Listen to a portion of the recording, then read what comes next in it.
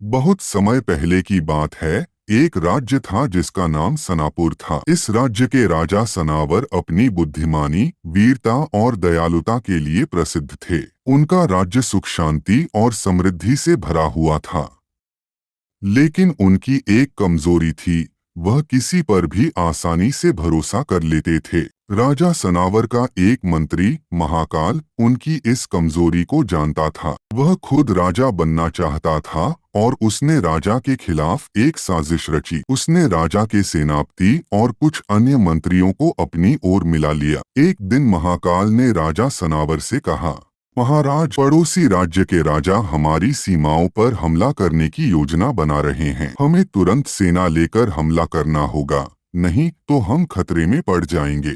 राजा सनावर ने बिना पूरी जांच पड़ताल किए महाकाल की बात मान ली और अपनी सेना लेकर युद्ध के लिए निकल पड़े। लेकिन यह एक जाल था। जैसे ही राजा सनावर अपनी सेना के साथ जंगल पहुंचे, महाकाल ने किले का दरवाजा बंद करवा दिया और खुद सिंहासन पर बैठ गया।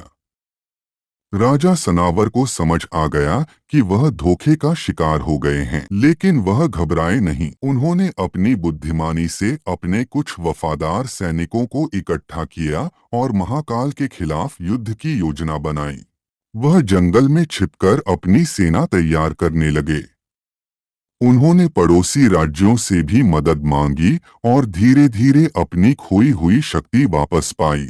6 महीनों बाद, जब महाकाल अपने षड्यंत्र में पूरी तरह लिप्त था, राजा सनावर ने अचानक हमला कर दिया।